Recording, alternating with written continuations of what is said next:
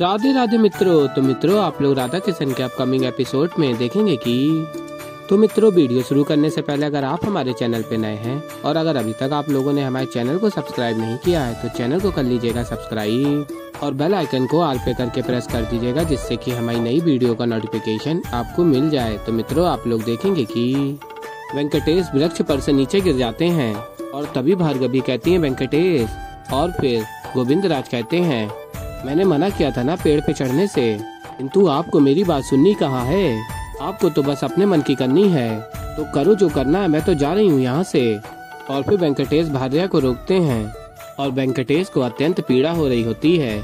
और फिर उमा कहती है आपको तो बहुत चोट लगी है। और फिर वेंकटेश कहते हैं नहीं उमा मैं ठीक हूँ, वो भार्या मुझसे रुष्ट है ना, तो इसलिए थोड़ा मैं भी दुखी हूँ। और फिर गोविंदराज वहाँ से जा रहे होते हैं और फिर वेंकटेश लंगड़ाते हुए चल रहे होते हैं और तभी राजकुमारी की सखियाँ कहती हैं अरे ये वेंकटेश तो बहुत ही रोचक व्यक्ति है।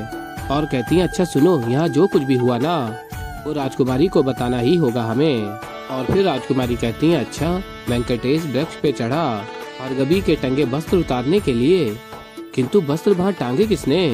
और फिर सखिया कहती हैं ये तो हमें भी नहीं पता, किंतु अच्छा हुआ जो संयोग से हमने उसे नदी किनारे देख लिया, नहीं तो आज सवेरे सवेरे हमारा इतना अच्छा मनोरंजन नहीं होता। किंतु ये वेंकटेश है तो अत्यंत श्रेष्ठ, वृक्ष पे भी चढ़ जाता है, मटकी भी फोड़ लेता है, मानना तो पड़ेगा उसे। और फिर कहती हैं सखियां अब हम चलते हैं राजकुमारी, बहुत सारे कार्य शेष हैं। और फिर राजकुमारी पद्मावती कहती हैं ऐसा भी क्या है इस वेंकटेश में, जो भी है मुझे अब इसके बारे में और अच्छे से जानना ही होगा। और फिर आगे आप लोग देखेंगे कि गोविंदराज कहते हैं श्रीनिवास से बहुत पीड़ा हो रही होगी ना। और फिर श्रीनिवास कहते हैं हाँ। और फिर गोविंदराज अत्यंत क्रोध में कहते हैं अरे चोट लगी है तो पीड़ा ही होगी ना। और कहते हैं क्या आवश्यकता थी उस वृक्ष पे चढ़ने की, ये जो तुम्हारे साथ हुआ है ना ये ईश्वर का दिया हुआ श्राप है, दंड मिला है तुम्हें। और कहते हैं तुम्हें ज्ञात होना चाहिए कि आज हम कितनी बड़ी समस्या में फंसने से बाल बाल बचे हैं श्री। वो तो अच्छा हुआ कि नदी के किनारे मेरी पोल नहीं खुली स्त्रियों के समक्ष, और न ही आते समय राजकुमार बासु ने मुझे इस रूप में देखा। यदि इनमें से किसी ने भी आज मुझे यहाँ देख लिया होता तो फिर ये सब कुछ चौपट हो जाता, ये कुछ नहीं बचता, और न ही भार्या का रूप बचता और न ही वेंकटेश का अस्तित्व।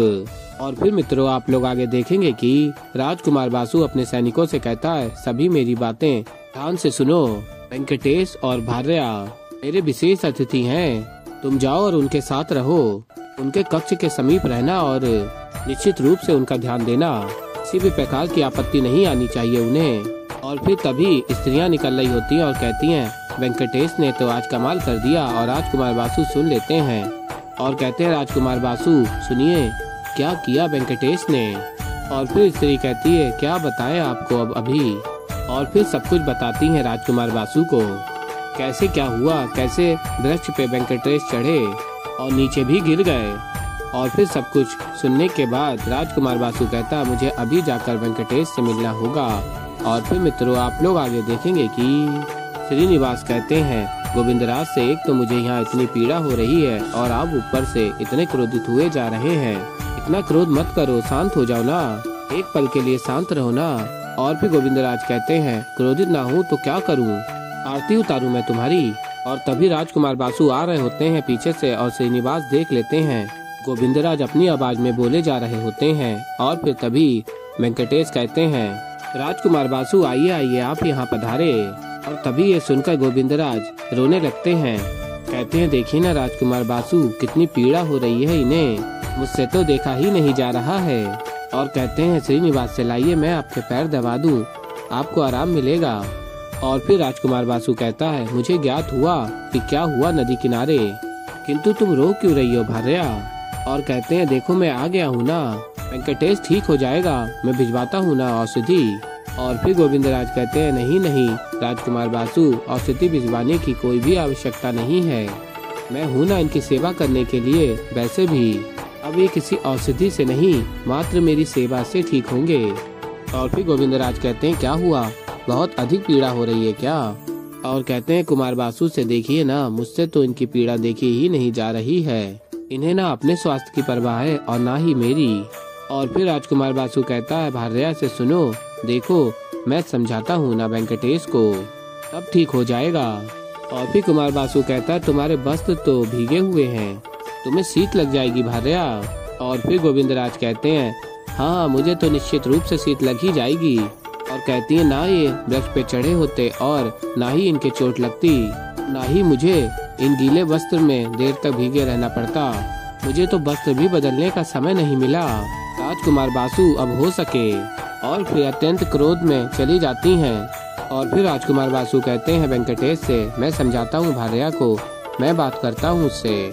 और फिर वेंकटेश कहते हैं नहीं, और कहते हैं क्यों, वो क्या है ना, भार्या है ना, वो बहुत भोली है, छोटी छोटी बातों पे वो रुष्ट हो जाती है, उसे एकांत में छोड़ना ही उचित है, उसे एकांत में ही छोड़ दीजिए, उसके पास मत जाइए, ठीक है ना। और तभी राजकुमार बासु ये सुनकर स्मरण करता है भार्या इतनी अच्छी है, इतना ध्यान रखती है वेंकटेश का, और ये है कि इसको भार्या का मान ही नहीं है।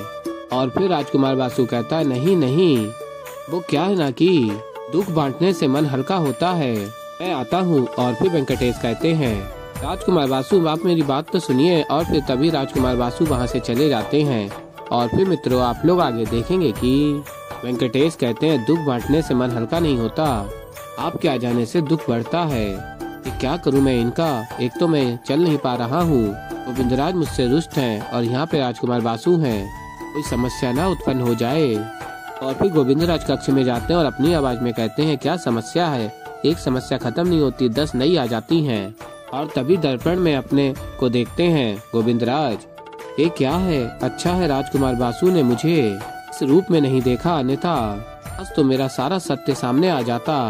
और फिर तभी राजकुमार बासु आ जाते हैं और कहते हैं भार्या। और फिर गोविंदराज कहते हैं राजकुमार बासु आप यहाँ। और फिर राजकुमार बासु कहते हैं मुझे आपका सत्य ज्ञात है। और फिर आगे आप लोग देखेंगे कि उमा कहती है एक बात कहूँ भार्गवी ताई, मुझे तो ये वेंकटेश कुछ विचित्र सा प्रतीत होता है। और फिर भार्गवी कहती है हाँ विचित्र तो है ही, कभी भी कहीं भी पहुंच जाता है, अपने मन की चलाता है, बड़ा ही स्वाभिमानी है वो। और फिर उमा कहती है मुझे तो वो बिल्कुल भी स्वाभिमानी नहीं लगता, मुझे तो लगता है कि वो बहुत ही अच्छा मनुष्य है, अन्यथा कौन करता है इतनी सहायता, बल्कि स्वयं ही सहायता करने में असक्षम हो। मुझे तो लगता है कि हमें एक बार जाकर देख कर आना चाहिए कि वो ठीक तो है ना, वो वृक्ष से गिरे थे, उन्हें तो चोट आई होगी ना भार्गवी ताई। और तभी आई आ जाती हैं और कहती हैं अरे कोई आवश्यकता नहीं है उससे मिलने की, और हाँ उसका ध्यान रखने के लिए उसकी पत्नी है ना भार्या, और तुम चिंता मत करो वो बिल्कुल ठीक हो जाएगा। अब चलो मेरी पूजा का समय हो रहा है, वो आरती की थाली दो मुझे। और फिर मित्रों आप लोग आगे देखेंगे कि राजकुमार बासु भार्या से कहता है मुझे ज्ञात है कि वेंकटेश के व्यवहार से आप अत्यंत दुखी हैं। और फिर गोविंदराज कहते हैं आपने सही पकड़ा राजकुमार बासु, मेरे पति के व्यवहार से मैं अत्यंत दुखी हूँ, उन्हीं के कारण से मैं उनसे रुष्ट भी हूँ। और रो रही होती है और कहती है मुझे अब किसी से कोई बात नहीं करनी, और कहती है मुझे एकांत दे दीजिए। और फिर गोविंदराज को लगता है राजकुमार बासु चले गए, किंतु वो वहीं होते हैं और कहते हैं भार्या मुझे तुम्हें ऐसे आंसू बहाते देख मुझे अच्छा नहीं लगता है, मुझे बताओ कि मैं ऐसा क्या करूं जिससे मुख पर प्रसन्नता देख सकूं। और कहते हैं कुमार बासु मैं आपके लिए कुछ अच्छे वस्त्र भिजवाता हूँ, इसे पहनकर आप अत्यंत सुंदर लगेंगी। और फिर गोविंदराज स्मरण करते हैं श्रीनिवास की बात को। सबसे अच्छी बात ये थी कि इन दोनों में एक व्यक्ति ऐसा था कि उसे कन्या के रूप में देख के किसी लड़के ने उसके लिए विवाह का प्रस्ताव भेज दिया। और फिर कहते हैं हे महादेव कहीं वो घटना मेरे साथ घट ना जाए सत्य में। और फिर कुमार बासु कहता है कुछ कहा आपने। और फिर गोविंदराज कहते हैं जी मैं तो यही कह रही थी कि मुझे किसी भी प्रकार की राजश्री वस्त्र की आवश्यकता नहीं है। और फिर राजकुमार बासु कहता है कदाचित वेंकटेश ये नहीं समझ पाया कि तुम्हें क्या अच्छा लगता है और क्या नहीं। और कहते हैं राजकुमार बासु मैं आता हूँ। और फिर आगे आप लोग देखेंगे कि गोविंदराज कहते हैं हे महादेव मेरी प्रार्थना है आपसे, कृपा करके उस बासु को सतबुद्धि दीजिए कि मुझे ये उस दृष्टि से ना देखे प्रभु। और फिर आगे आप लोग देखेंगे कि उमा कहती है भार्गवी ताई वेंकटेश ने ये सब किया तो आप ही के लिए था ना, इसके कारण उसको चोट भी लग गई, भार्या तो उनसे रुष्ट हैं, उन्होंने भार्या की बात नहीं मानी, ऐसे में आपको क्या लगता है। कि हमें एक बार जाकर उसकी स्थिति पूछनी चाहिए और उसे धन्यवाद कहना चाहिए। और तभी भार्गवी कहती है, पति पत्नी में ऐसी अनबन होती रहती है उमा, भार्या है ना, वो उनका ध्यान रख लेगी, तुम चिंता मत करो। और फिर उमा कहती है कि मुझे तो लगता है कि आपको एक बार वेंकटेश को देखने जाना चाहिए, बाकी जैसा आपको सही लगे। और फिर आई कहती है भार्गवी से, वहाँ क्या कर रही हो, पूजा का समय हो गया है। और फिर पूजा आरंभ होती है और भार्गवी कहती है, क्या करूं, वेंकटेश से मिलने जाऊं या नहीं। तो ऐसे ही मित्रों आगे और भी बहुत कुछ देखेंगे। तो अभी के लिए इस वीडियो में इतना ही। तो मित्रों अगर आप लोगों को हमारी वीडियो पसंद आई हो तो वीडियो को कर दीजिएगा लाइक, चैनल पर नए हैं तो चैनल को कर लीजिएगा सब्सक्राइब। और मैं मिलता हूँ जल्दी आप लोगों को एक नई वीडियो के साथ। तो तब तक के लिए मित्रों राधे राधे।